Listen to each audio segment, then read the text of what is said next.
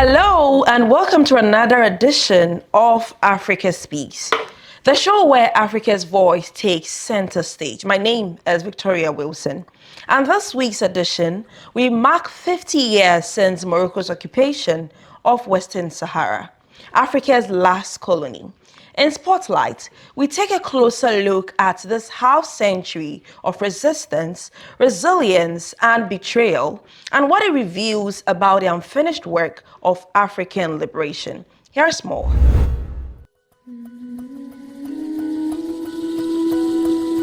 Hi there. Today on Africa Speaks, we turn our spotlight on Africa's last unresolved colonial question, Western Sahara.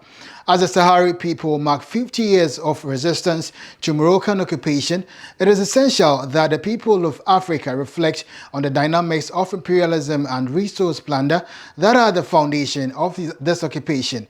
It is also essential that we ask tough questions of ourselves and the rest of the people of the world when it comes to the question of solidarity with the people of Sahara. In 1975, as the Spanish colonizers withdrew, Moroccan forces occupied the bulk of Western Sahara in the face of fierce resistance by the Polisario Front. The liberation movement of Sahrawi people, the same year the International Court of Justice affirmed the Sahrawi people's right for a free and fair referendum. The Sahrawi people's right to self-determination has been upheld by the UN, the AU, and a number of other bodies. Most importantly, it is reflected in the decades-long struggle by the Polisario Front-led Sahrawi Arab Democratic Republic for freedom. When a ceasefire was agreed in 1991, a UN mission called MINURSO was set explicitly to facilitate the referendum. However, the international community has turned a blind eye to the demands of the Sahrawi people who have suffered mass displacement and exile while maintaining their resources. Instead of compelling Morocco to conduct a referendum, they have let its companies extract resources such as phosphate and fish, which belong to the Sahrawi people. Over the past few years, led by the United States, a number of countries have accepted Morocco's so-called autonomy plan, which would enable it to retain control over key aspects of the Sahrawi people's lives, such as defense and foreign affairs. Morocco was able to achieve this by normalizing ties with Israel and acting as agent for Western interests in the continent. Even African countries like Ghana and Kenya have accepted this principle. As the Sahrawi people mark 50 years of their occupation, the UN Security Council approved their autonomy plan. Only Russia, China, Pakistan, and Algeria refused to go along. This is not simply a territorial dispute, but an embodiment of colonial capitalism. Land and resources seized, people subjugated, and international institutions rendered powerless by the interests of the powerful. The UN mission, or MINURSO in particular, has failed when confronted with the interests of the powerful colonial countries. In fact, MINURSO is almost the only modern UN peacekeeping mission without a capacity to monitor human rights. Deprived of their resources, land and political rights, the Sahrawi people have nonetheless built their political and social institutions which chronicle and amplify their resistance as well as the distribution of necessity of life. From a socialist point of view, Western Sahara is the front line of anti-imperialist struggle. Morocco's occupation is upheld by alliance with former colonizers such as the US and France, and by supporting the Israel occupation of Palestine. For radicals in Africa, the campaign for Sahrawi freedom must link with a broader struggle against imperialism, resources extraction, land grabs, and commodification of human labor and nature. Solidarity must not be abstract. It must take the form of concrete campaign and measures that exert pressure on government to honor the UN and ICJ's mandate and confront and reject Morocco's occupation. As we mark this milestone over 5 decades of struggle, the lesson is clear. Liberation for Western Sahara would not be gifted from above, but must be won through organized struggle, international solidarity, and the rejection of politics that treats a land as separate from the people who live in it. Our continent's decolonization project is incomplete as long as Western Sahara remains occupied and plundered. This is Spotlight segment on Africa Speaks.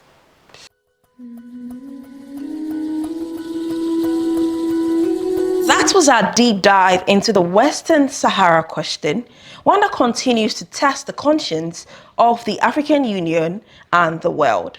To help us unpack the roots and realities of this long struggle, we move to Expert Speak, where we are joined by Comrade Maju from CODESA, the Sahrawi organization defending human rights and in the occupied territories. He shares with us how the people of Western Sahara continue to endure, organize, and resist under occupation.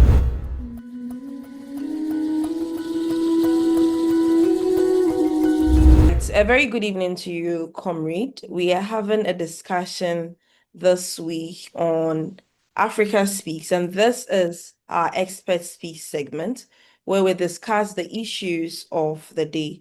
Today, we are talking about Western Sahara. Western Sahara. On October 31st, we marked the 50th anniversary of the Moroccan occupation, which has continuously has been resisted by the people of Western Sahara.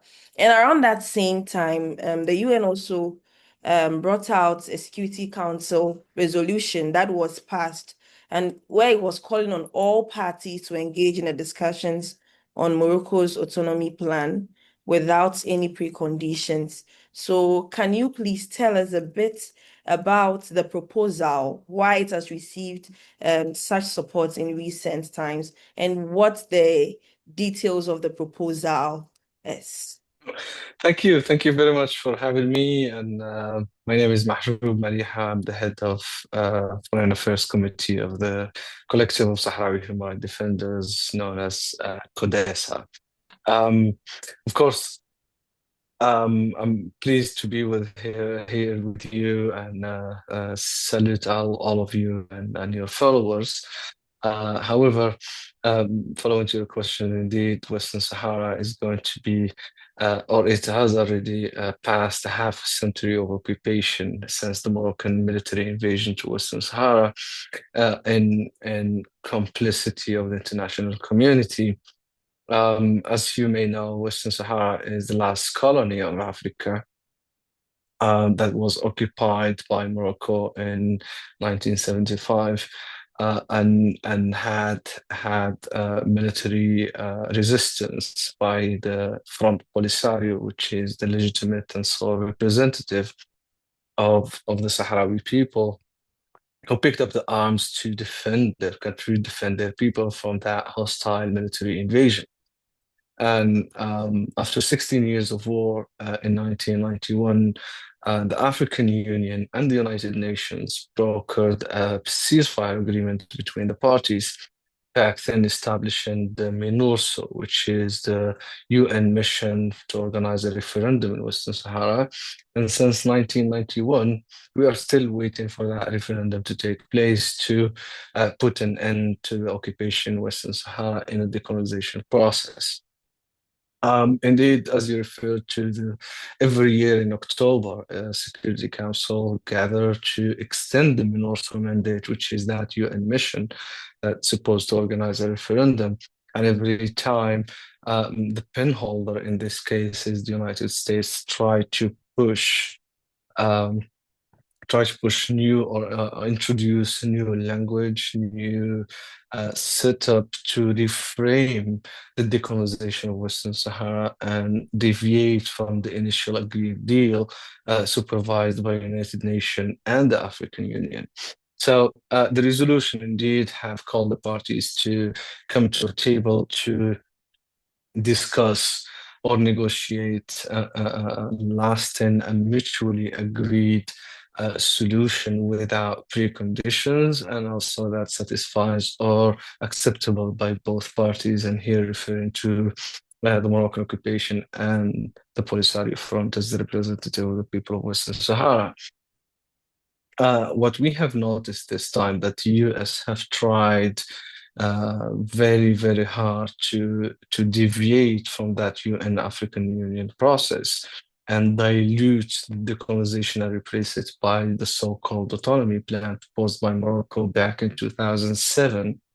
And fortunately, those attempts has not been successful, as majority of member states of the Security Council have refused to accept the draft zero proposed by the US or the United States. And moving forward, the final version indeed calls the parties to negotiate the autonomy plan proposed by Morocco, but in the same time removed the terminology of the only basis and replaced it by could be or a potential basis for negotiation. In the same time, the resolution reaffirms the right to self-determination and extended the mandate for 1 year instead of 3 months as per the initial draft. So, to be more objective, the resolution have been balanced by key member states of the Security Council, and also those who voted in favor have made different statements, highlighting the fact that this resolution cannot be interpreted by any means as recognizing the claimed sovereignty, the Moroccan sovereignty over Western Sahara. And we have seen also 3 abstentions from key members of the Security Council, China, Russia, and Pakistan, while Algeria didn't participate in the vote, distancing itself from this resolution. However, the resolution text may contradict with the UN Charter and the decolonization law by prioritizing one option and ignoring the Polisario proposal, which was put forward on the 20th of this month. In the same time as CODESA, we have shared our opinion with the Security Council members prior to the vote, requesting fundamental amendments to the proposed text. And at the same time, after the adoption of that Security Council resolution, we have issued a clear statement that highlights those facts that I've been saying, but in the same time reaffirming the self-determination principle, which is a fundamental principle by the UN Charter that needs to be respected, and also the human rights situation in Western Sahara, that the Security Council failed to monitor and protect the human rights of Sahrawi civilians in the occupied territories of Western Sahara, as well as calling for building trust building measures to be introduced in the process.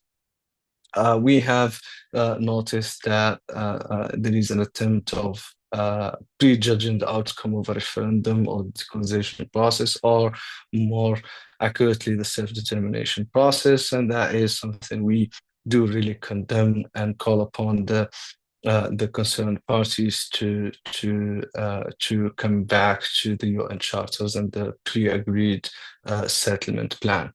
I'd want to clarify something. When you're talking, you were talking about the proposal that was put forth some years ago by the Polisario Front that's recognized by the UN.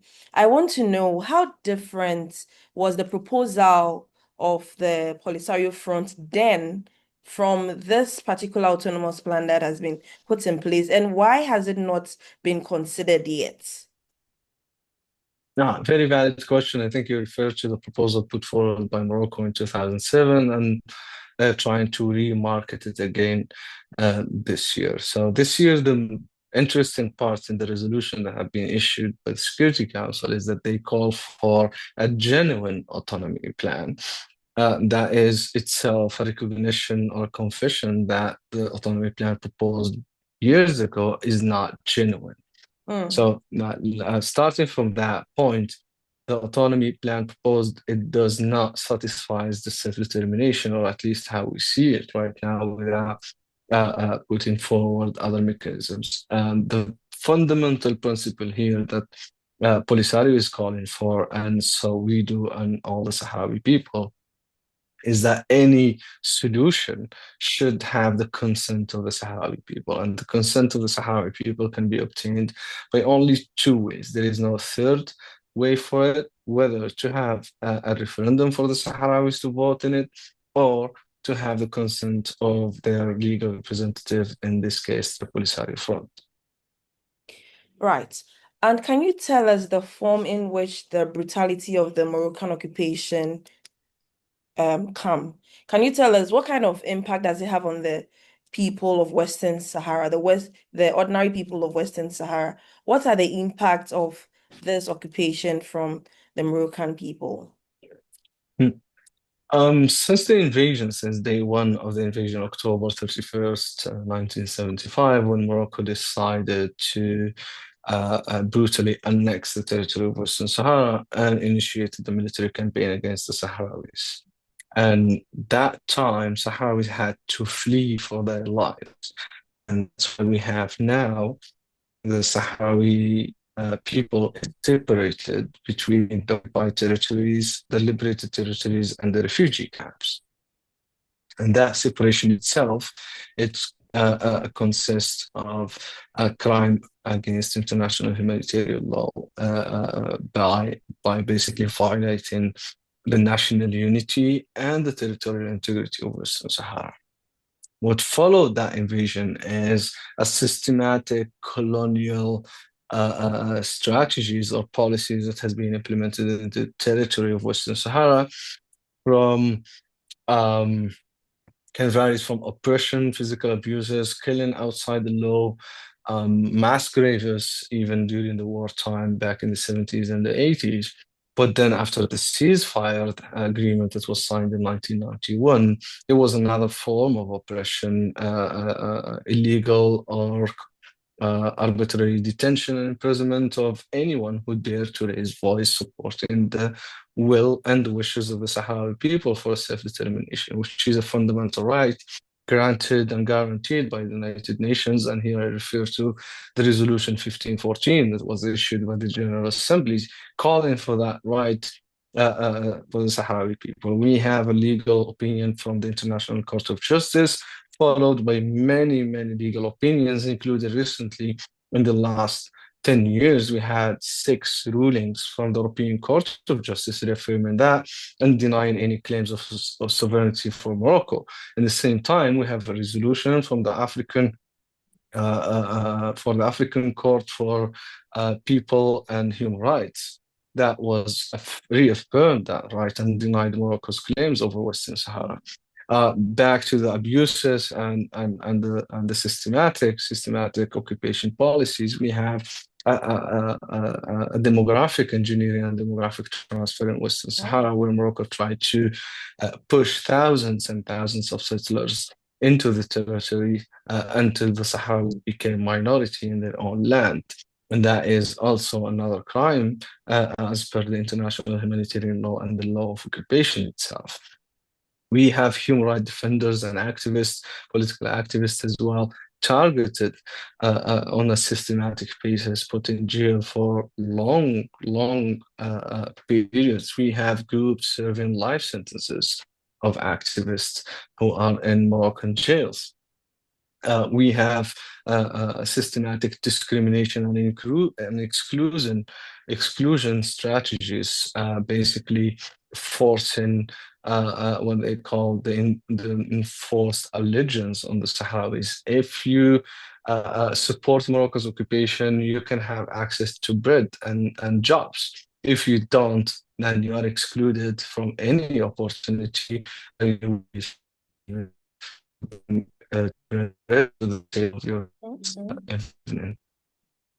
So I can keep going in many functions and discriminations and violations against the human rights, basic human rights of the Sahrawi people. But we have been for half century separated. Every family have relatives on the other side of the wall, a separation wall that divide Western Sahara to east and west of the berm, or the separation wall. And that is an ongoing crime as well. That wall is equipped with millions of landmines, anti-personnel and anti-vehicles. So the situation in Western Sahara in general is is very, very critical. While Morocco is denying access to any kind of international observers, including the United Nations special rapporteurs or mechanisms, that has no access to the territory. And for the International Human Rights Organization, Western Sahara is a dark spot. Right.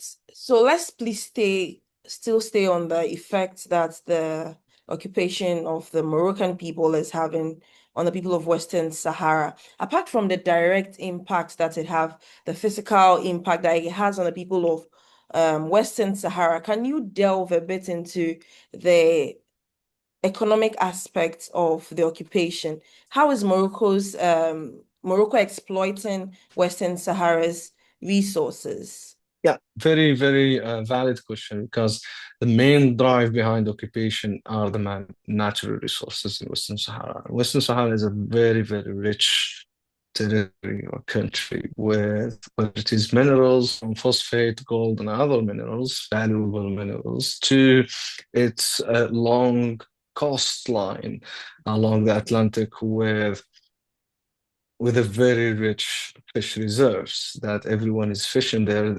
It's basically feeding the entire European Union with its fish reserves. It is a very good location for renewable energy production, whether it is wind energy or solar energy. So Morocco is investing on that to accelerate the exploitation of natural resources involving multinational companies. So, in an attempt to satisfy the new colonialism or the new imperialists around the world, but at the same time to internationalize the occupation, and that everyone complicit in that occupation guarantee their political support when it comes to the Security Council of the United Nations. And we have seen that clearly with the first draft of the resolution proposed by the United States. Morocco continues to plunder the natural resources in Western Sahara, despite what I referred to before, rulings from the European Court of Justice saying that any exploitation of natural resources must have the consent of the Sahara people. That consent will be obtained, and they still engage in the exploitation of natural resources against the will of the Sahara people. In the same time, excluding the Sahrawis from expressing their will or not for those so-called investments. Right, Comrade, thank you very much. We are gradually drawing to the end of this exciting conversation to know the struggle of the people of Western Sahara. So 50 years of occupation. How is the resistance movement in Western Sahara? How do people organize around this difficult situation? And also, how can you link the struggle of the Western Sahara people to those that are happening in Sudan and in Palestine? How is this struggle, how are these struggles interconnected? And what can people's movements do, especially in Africa, do to, support this struggle for self-determination? So, I believe the question of Western Sahara is related to any question around the world, any just cause around the world. And I believe that we are all responsible for the injustice going on, and we are also responsible to end that injustice, whether it is in Western Sahara, in Palestine, or anywhere else in the world. And for us as Africans, of course, Western Sahara is the last colony in Africa, and that should be put to an end.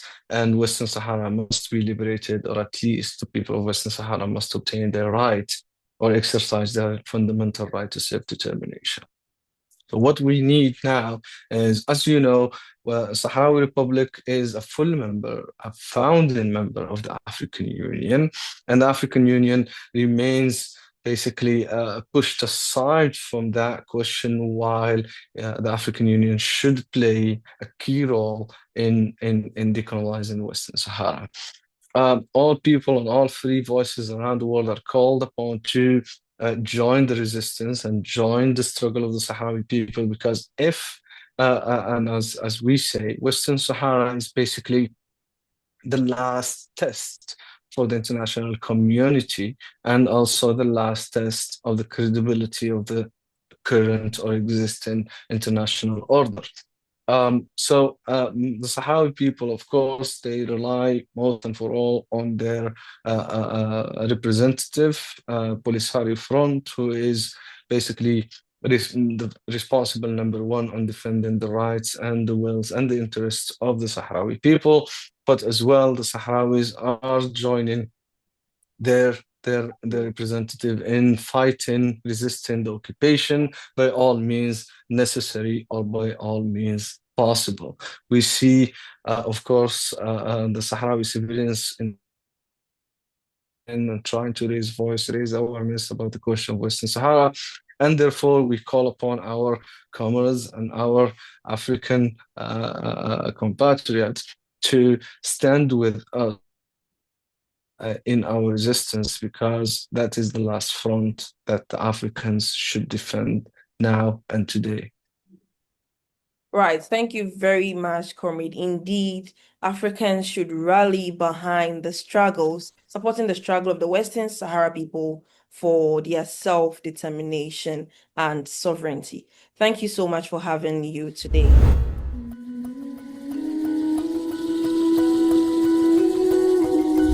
And those were powerful insights right there from Comrade Majub. A reminder that occupation is not just a political question, but a human one. And voices, we hear from those who live that reality every day through the lens of human rights and health. Two perspectives, one shared truth, that occupation affects every aspect of life.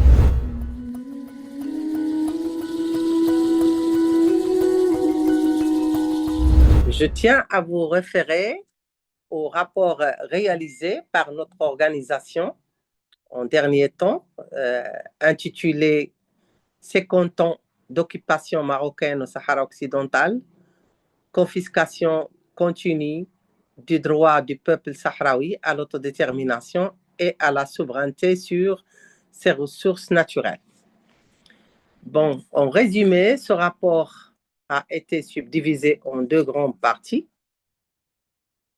Ces deux grandes parties, bien sûr, ils couvrent toute la période depuis l'invasion du territoire du Sahara occidental au 31 octobre 1975 et jusqu'à aujourd'hui, c'est-à-dire octobre 2025. Bien sûr, nous sommes déjà en novembre 2025, mais le rapport couvre jusqu'à octobre 2025. Bon, on a subdivisé ce rapport en deux parties brièvement. La première partie, elle couvre la période allant du 31 octobre 1975 jusqu'au 1er avril 2007. Pour cette période, le rapport a essayé de résumer ou faire un récapitulatif des crimes de guerre et des crimes contre l'humanité et les génocides qui ont été perpétrés contre les civils sahraouis pendant cette période, en se basant, parce que la documentation est un peu rare et un peu bon, en se basant en premier lieu sur le rapport qu'a réalisé l'instance équité et réconciliation. C'est une instance marocaine. Donc l'instance équité et réconciliation, vous l'avez avec le rapport si vous voulez, c'est l'annexe numéro 1 avec le rapport du CODESA. Donc cette instance a essayé de reconnaître un ensemble de chiffres de crimes commis pendant la première période citée, c'est-à-dire 31 octobre jusqu'au avril 2007. Donc, dans le rapport, vous avez avec les chiffres, donc le nombre va jusqu'à 375 disparitions forcées, disparues forcément, Sahraouis, 375, dont 80 femmes. La deuxième partie du rapport couvre la période allant de, je pense, 1er mai 2007 et jusqu'à octobre 2025. Pour cette deuxième partie, le rapport se base sur les rapports et les déclarations du CODESA, notre organisation, les rapports et les déclarations, ces rapports qui peuvent être soit mensuels ou annuels. Donc, c'est basé sur ces rapports, ces déclarations, les témoignages des activistes, donc, qui sont enregistrés chez notre organisation. Donc, cette période, la deuxième période, je veux dire, est aussi très grave, avec aussi des crimes contre l'humanité. Je cite très bien, brièvement, les attaques de drones. Bon, la première partie, là, bon, la première partie, donc, il y a toujours les enlèvements, la présentation des civils dans des procès illégaux, soit militaires, soit civils, qui ne respectent pas les normes des procès légaux. Donc, des détentions, des agressions physiques et verbales, l'harcèlement, les violations sexuelles et le harcèlement.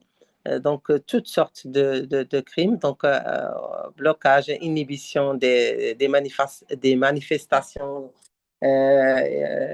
limitation de la circulation libre, siège des maisons des activistes, plus le blocus exercé sur tout le territoire. Donc, sur le rapport, vous avez les chiffres d'observateurs étrangers qui ont été exclus de l'aéroport Hassan I, des journalistes, des activistes de droits de l'homme et même des députés européens qui ont été exclus et inhibés d'entrer le territoire. Donc, brièvement, c'est ça.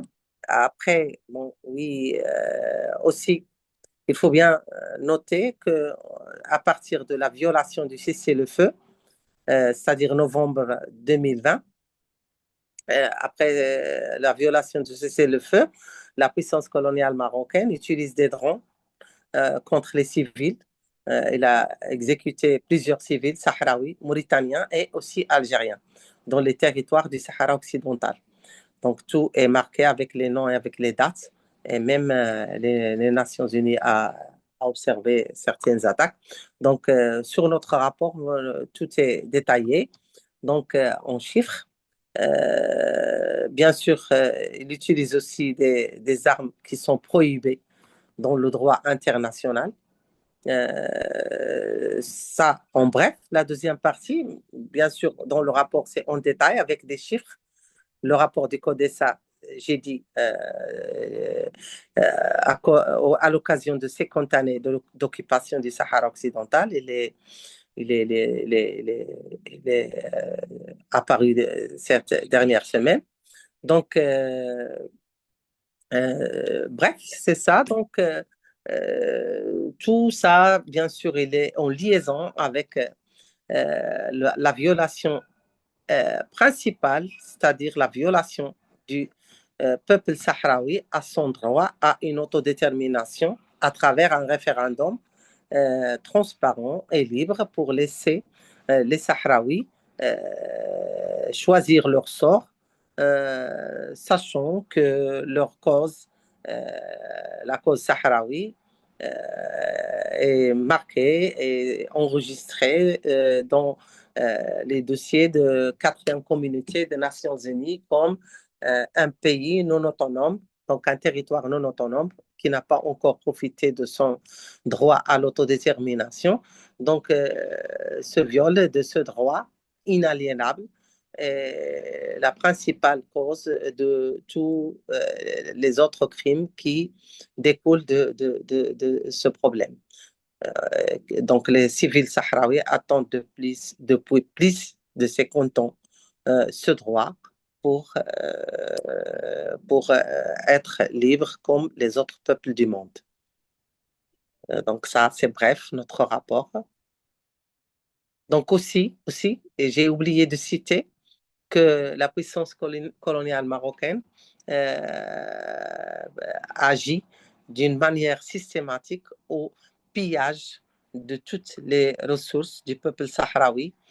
Aussi, ces dernières années, donc ces 2 dernières années, il a saccagé des biens de Sahraouis, des maisons de Sahraouis dans les beaux lieux les villes de Sahara occidental, qui vivaient dans ces banlieues, ça constitue ces banlieues, ça c'est le lieu de leur subsistance de vie. Donc ça c'est encore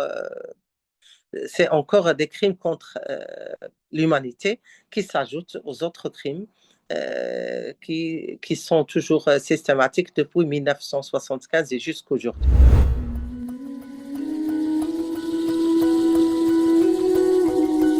The struggle in Western Sahara resonates across Africa because the logic of domination is the same. And now let's turn to dispatches from Africa, where we take a look at other stories shaping our region, where we look at recent elections on our continent and their deeper meaning for sovereignty and people's power. In Tanzania, the October 29th election saw President Samia Suluhu Hassan win with a said 97% of the vote. But the working people of Tanzania say the vote failed democratic standards amid repression and exclusion. In Cameroon, the October 12 election re-elected President Paul Biya at age 92, extending 4 decades of rule despite youth disillusionment and protest. And in Cote d'Ivoire, President Alassane Ouattara secured a 4th term with over 89% of the vote. But turnout was low and opposition was bad, highlighting how political systems remain skewed. These cases show that elections alone do not mean liberation. They can mask deeper patterns of control.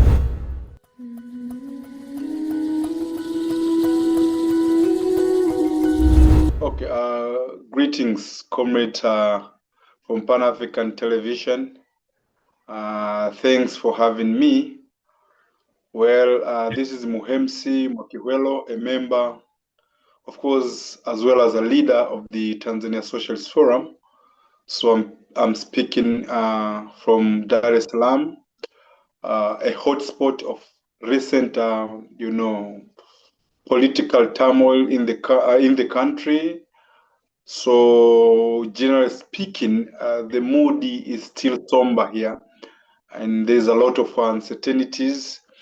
Although things have started to become normal, but still there's a lot of limitations, starting from the, food shortages and so on and so forth. But the real problem that we are facing now is the uncertainty of the security. As you know, on 29th of October, we had general elections as per our constitutions, but that elections ended up with violence, like real violence. In my view, the genesis of violence have got everything to do with how the state chose to engage with people who are literally dissatisfied with the whole electoral process, as well as how our country is being governed by the current regime or the current administration, or whatever you can call it. But before elections, we know that there has been a lot of grievances from people of all walks of life, because there has been that notion that it's only the oppositions that has been having sentiments. No, in my view, even ordinary people have got a lot of sentiments against, the government. You see it. So elections itself, there has been a lot of, as I said earlier, dissatisfaction on how it's being organized.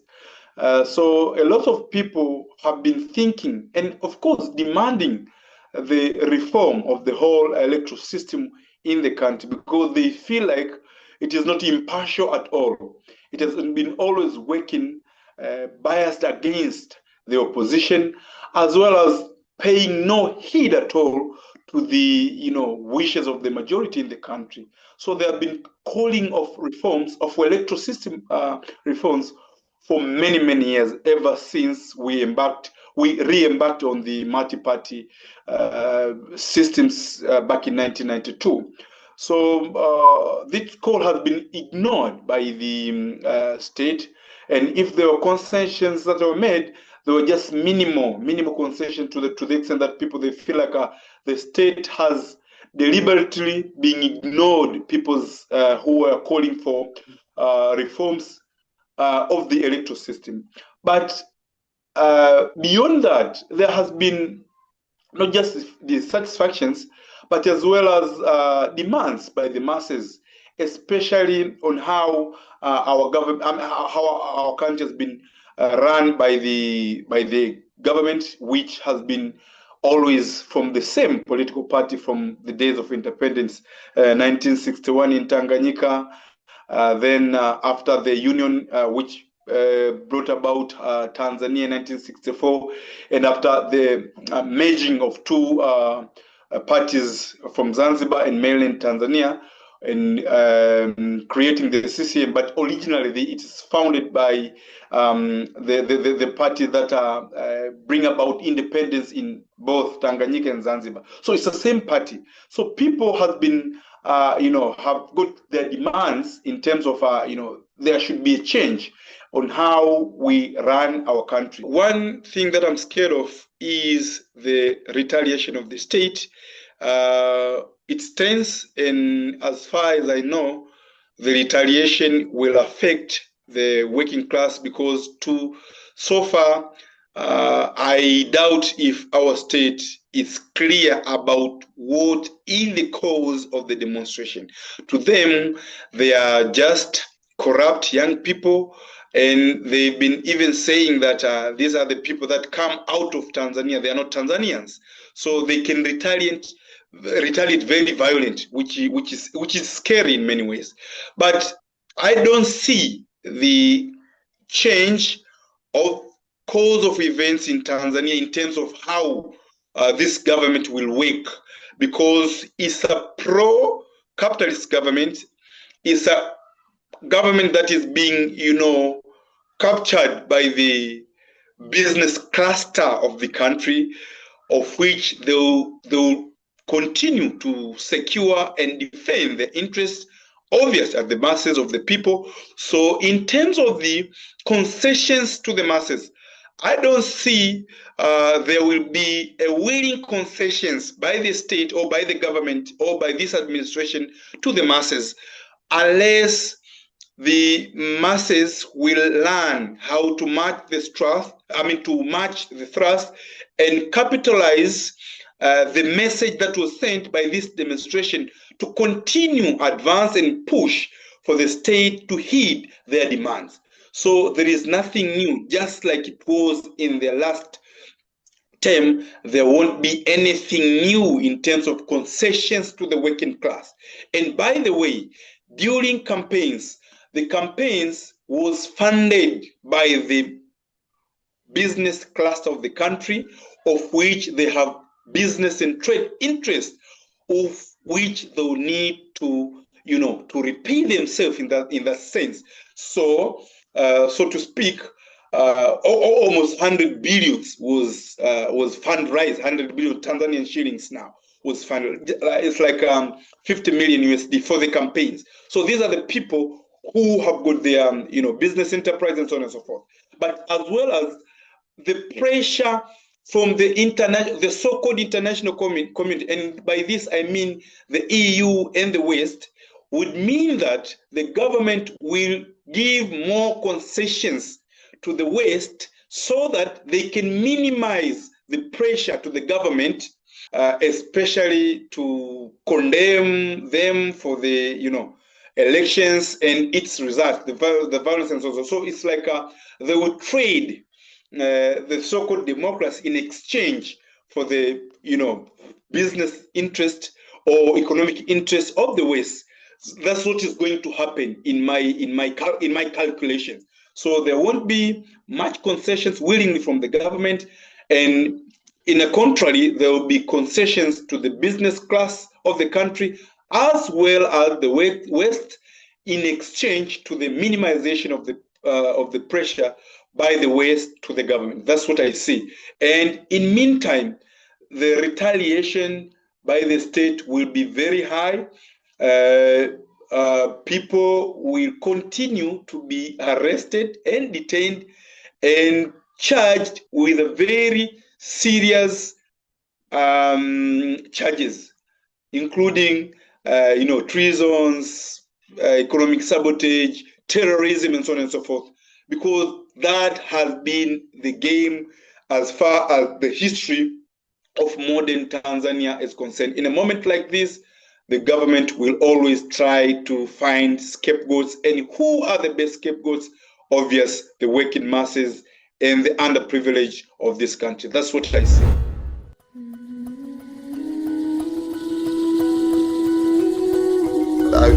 I will thank the Pan-African Television for this opportunity this gave me to express myself on our election.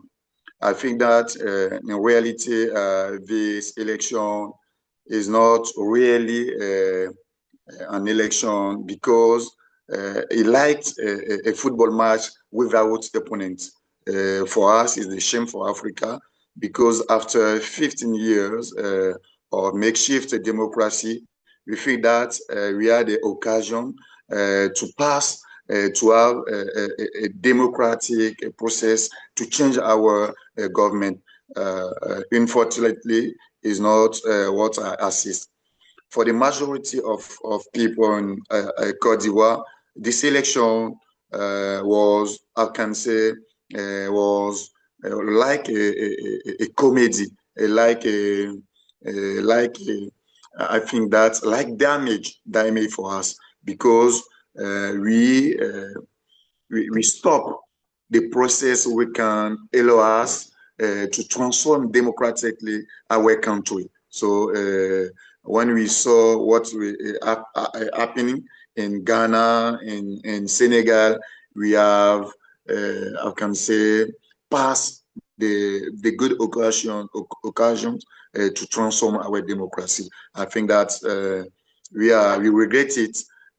We think that Cote d'Ivoire political, I can say, people haven't did the good, I can say, good step to transform the country. What I can say, for me, I like a progress. I think that we have to fight.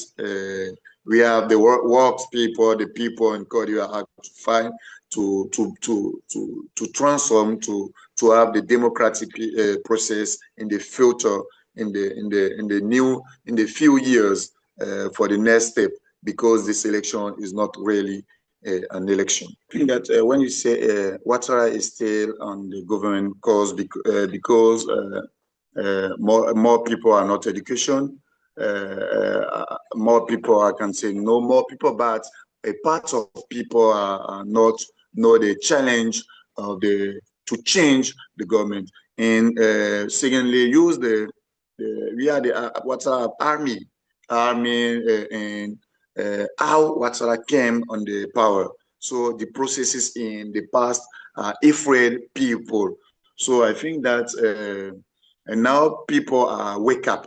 People are slowly wake up to change. It's not strongly, but I think that is the process. When I say that in the next step, in the next year, and the next 2 years, and the few years, these people will be wake up to ask that they change, to ask that the democracy process. I think that the issue of this, I can say, this election, or the issue of the people in the few years is to to reclaim the changement in our country. So I think that's what will be happen in the future. I'm very sure that the people will wake up. The people want the changement, but how to attain this changement is what is very difficult. But I'm sure I'm very sure that the changement will be arrived in the few years.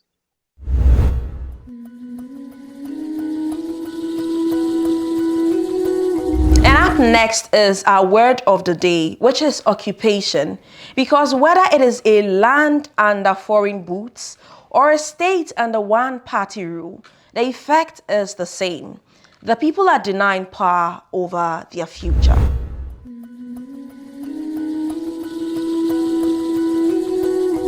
Our word of the day today is occupation, a term that speaks not only to physical control of land, but also the domination of people, resources, and future. Occupation is the tool through which empires maintain power long after colonialism has supposedly fallen. It is the continuation of control by other means, military, economic, and ideological. Across Africa, we know the pain and resistance that come with occupation. From the British in Kenya and the French in Algeria to the Portuguese in Angola and Mozambique, our lands were seized, our labor exploited, and our sovereignty denied. Occupation by various forces continues until today. In Western Sahara, Africa's last colony, Morocco occupies Sahrawi land despite clear rulings from the International Court of Justice affirming the Sahrawi people's right to self-determination. For decades, the Sahrawi Arab Democratic Republic has fought for recognition and liberation, while multinational corporations extract phosphate and fish from occupied territory, feeding foreign profits instead of local needs. Although the African Union officially recognizes the Sahrawi Arab Democratic Republic, political divisions within Africa have weakened its stance. Some member states now support Morocco's so-called autonomy plan, a policy viewed by liberation movement as a colonial compromise designed to normalize occupation. External economic and diplomatic pressures continue to shape Africa's position on matters of justice and sovereignty. Beyond Africa, the struggle of Palestine mirrors our own. For over 75 years, the Palestinian people have endured dispossession, apartheid, and military occupation by Israel. This occupation is defined by the illegal settlement carving up Palestinian land, the systematic control of water, movement, and trade, and the criminalization of their very existence. The parallels between Gaza and Shabelle, between Ramallah and Soweto, are not accidental.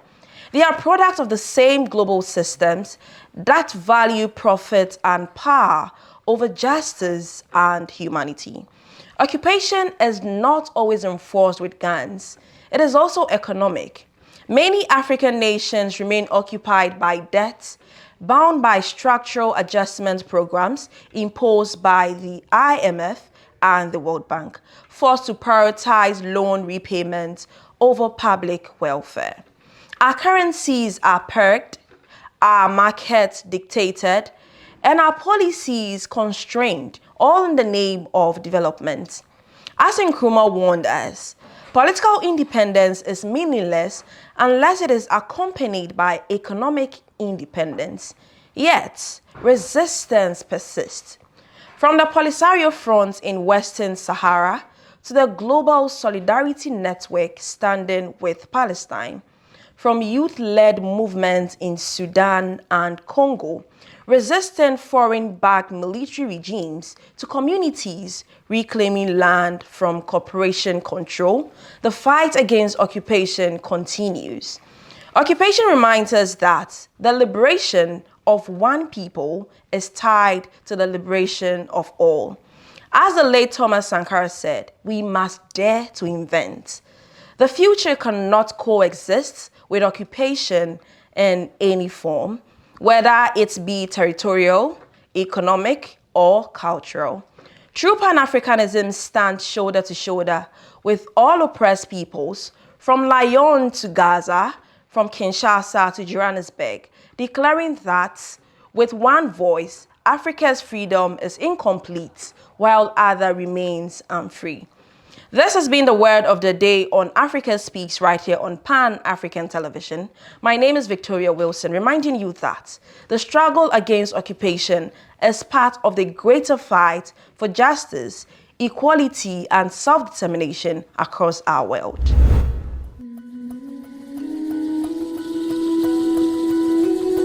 Occupation sparks resistance.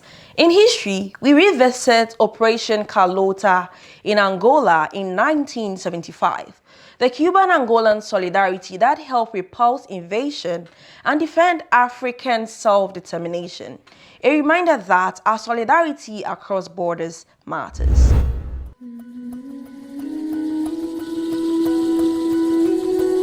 Years ago, on November 5th, 1975, revolutionary Cuba took the historic decision to support the Angolan liberation struggle, which was under attack by South Africa and Western countries. The resulting Operation Carlota would go down in history as a historic instance of solidarity and resistance. At the beginning of November 1975, Angola was on the verge of gaining independence after centuries of Portuguese rule. However, the leading liberation force, the People's Movement for the Liberation of Angola, MPLA, under Agostinho Neto, faced a major assault by armed groups backed by apartheid South Africa and the United States, with South African forces directly entering the country and advancing rapidly. The MPLA appealed for help and Cuba's response was immediate. Operation Carlota was launched and within 2 days, 82 soldiers set out for Angola. By the end of the year, 10,000 Cuban troops joined the battle. The operation was named after Carlota, an enslaved woman working in a plantation who on November 5, 1843, launched a rebellion in Cuba's Matanzas region. For Fidel Castro, defending Angola and Africa was a duty. He was actively involved, sometimes spending up to 14 hours a day on strategy and keeping in touch with the MPLA leadership. Operation Carlota had an immediate impact. By the end of 1975, South African soldiers were retreating. Over the next 13 years, Cuban and Angolans fought shoulder to shoulder, inflicting heavy defeats on rebel armies. The Cuban efforts also had a decisive impact on the independence of Namibia and the fall of apartheid in South Africa. Operation Carlota culminated in the history Battle of Quito Carnival, which forced the South Africans to finally retreat, leading to peace talks. Nelson Mandela also called the battle later a turning point in the liberation of Africa and the South African people. Over 300,000 Cubans took part in Operation Carlota, and over 2,000 sacrificed their lives. Cuba also sent hundreds of teachers and doctors who helped Angola rebuild, and a large number of Angolan students received scholarships to study in Cuba. Operation Carlota demonstrated the power of revolutionary internationalism and a common thread that bind together a struggle across the continent. The operation played an important role in the defeat of apartheid and all its tentacles throughout Southern Africa. As Fidel said, whoever is not capable of fighting for others will never be capable of fighting for himself.